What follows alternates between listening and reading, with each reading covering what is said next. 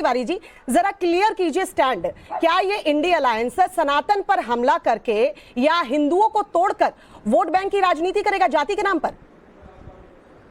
नमस्कार श्वेता जी, आपको, दर्शकों को और को पैनलिस्ट को। टीम इंडिया की तरफ से आपके सभी दर्शकों को नमस्कार। टीम इंडिया का नाम सुनते ही भारतीय जनता पार्टी की भजन मंडली, भक्त मंडली को झटके लगते हैं। वो इंडिया को इंडी कहने लगते हैं, घमंडिया कहने लगते हैं। ये आपका इशारा किसकी तरफ था घनश्याम तिवारी जी? मैं तो जो उनकी भजन इंडिया का फुल फॉर्म बता दीजिए ना सर। सर एक मिनट नहीं, एक मिनट। सवाल पूछा था, सवाल का जवाब दीजिए। आप इस तरह से किसी पर कटाक्ष नहीं कर सकते। इंडिया, आप इंडिया कह रहे हैं, जरा मुझे फुल फॉर्म बताइए। इंडिया का फुल फॉर्म लास्ट में एक किसके लिए आता है? के लिए आता है। तो अगर उसको इंडिया अलायंस भी बोला जा रहा है तो आपको मिर्ची नहीं लगनी चाहिए। अब सवाल का जवाब दीजिए। अच्छा, ये बीजे पार्टी कौन है? आपको मिर्ची लगी क्या? घनश्याम तिवारी जी, सवाल का जवाब दीजिए। नहीं, आप बताइए बीजे पार्टी कौन है? स्टैंड क्लियर कीजिए। नहीं, आप बताइए बीजे पार्टी स्टैंड क्लियर कीजिए। आप बताइए ना। सर टाइम ऐसे जाया नहीं करने दूंगी सर। मैंने सवाल पूछा, घनश्याम तिवारी जी सवाल का जवाब देने के लिए बैठे हैं। क्या हिंदुओं को तोड़कर वोट बैंक आप लेंगे? जाति के नाम पर वोट बटोरेंगे? आप मुझे टोकिए मत, मुझे अपनी बात जी बोलिए। मैं बताता हूं बीजे पार्टी कौन है।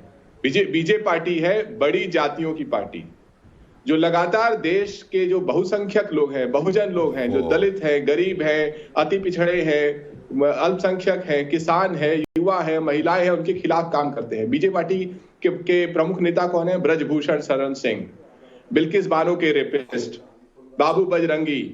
ये वो लोग हैं जिनके चलते महिला आरक्षण बिल अनंत काल में चला गया, और उस अनंत काल में भी देश की पिछड़ी दलित तबकों की महिलाओं के लिए उसमें कोई जगह नहीं दी गई।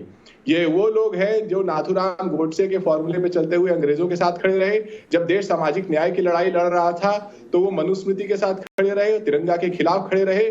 तो मुझे लगता है कि बीजे पार्टी अगर कहे कि आज वो देश को जोड़ना चाहती है तो ये तो धोखा है। वो सिर्फ इसलिए क्योंकि ठाकुर योगी आदित्यनाथ चाहते हैं कि उनका समाज, जिस समाज से उन्होंने उत्तर प्रदेश में लगभग आधे डीएम बनाए, आधे एसपी बनाए, वो समाज मजबूत रहे और जो बहुसंख्यक समाज की बात करें। घनश्याम तिवारी जी देखिए, घनश्याम तिवारी जी 1 मिनट से ज्यादा का वक्त आपने ले लिया और तमाम बातें आप करते रहे, लेकिन आपने स्टैंड क्लियर नहीं किया। अरे इंडिया अलायंस कहिए, इंडिया अलायंस कहिए सर, आपने स्टैंड क्लियर नहीं किया। सनातन पर चोट क्यों? मैं खुद हिंदू धर्म से आती हूं, मैं खुद सनातनी हूं। मुझे बुरा लगा उदित राज का यह बयान। जाति का आप लीजिए ना सर, नाम आप कीजिए ना। क्या सपा ने यूपी में राज नहीं किया? उस समय सर थाना के एसएचओ कौन हुआ करते थे? ज्यादातर सरकारी नौकरियों में किस जाति के लोग रहते थे? मैं नाम नहीं लूंगी सर, क्योंकि आपने बोला 1 मिनट का वक्त जाया किया, लेकिन आपने स्टैंड क्लियर नहीं किया कि सनातन पर चोट क्यों।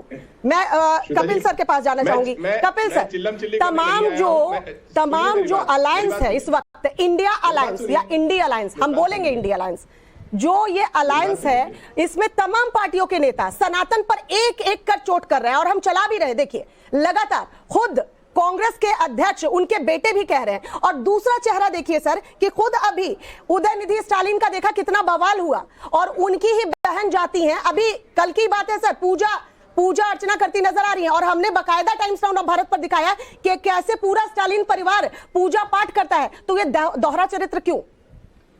देखिए ऐसा है, मैं किसी के बीच में नहीं बोला हूं, तो मैं ये नहीं चाहूंगा कि मेरे बीच में चाहिए। पूजा आपसे पूछ के करें। एक तो प्रवक्ताओं का ये हाल हो गया है, जैसे आपने अभी कहा, मैं एक डिबेट में था तो उस डिबेट में वो प्रवक्ता बार बार सांप्रदायिकता ला रही थी। तो मैंने पूछा, भाई ये मुद्दा सांप्रदायिकता का नहीं है, इसमें सांप्रदायिकता क्यों ला रही हो? तो बोली, मैं तो पार्टी की प्रवक्ता हूं, मुझे आदेश ये है कि अगर टूथपेस्ट पे भी और डिबेट हो, अगर ब्रश के ऊपर टूथब्रश पे, तो उस पर सांप्रदायिकता ले आना। ये तो एक यहां आज लेवल हो गया है डिबेट के अंदर लाने का। अब मैं आपको एक बात बताना चाहता हूं, जब आप विश्लेषण करिए तो 2014 और 2019 ये 2 ऐसे चुनाव भारत में हुए हैं जिन चुनावों के अंदर जितने भी जातिगत आंकड़े किए गए थे कि ये जाति उसको वोट देगी, इस जाति पे इसका वर्चस्व है, इस जाति का इस पे वर्चस्व है, वो सारे आंकड़े बेकार हो गए और सारी जातियों ने उसको तोड़ करके 2 बार मोदी के नेतृत्व में उसको वोट डाली। अब इनकी परेशानी ये आई कि इसको तोड़ा कैसे जाए, तो उस पर भी एक इतिहास सुन लीजिए। सरदार पटेल के और राजेंद्र प्रसाद के वॉल्यूम्स उठा के देख लीजिए, सिलेक्टेड वर्क्स के। 37 में जब बिहार के चुनाव होते हैं तो एक शिकायत जाती है कांग्रेस दफ्तर के अंदर सरदार पटेल के पास कि बिहार के अंदर जो चुनाव के लिए कैंडिडेट चुने जा रहे हैं वो जाति के आधार पर चुने जा रहे हैं। तो सरदार पटेल राजेंद्र प्रसाद को खत लिखते हैं कि ये मैं क्या सुन रहा हूं।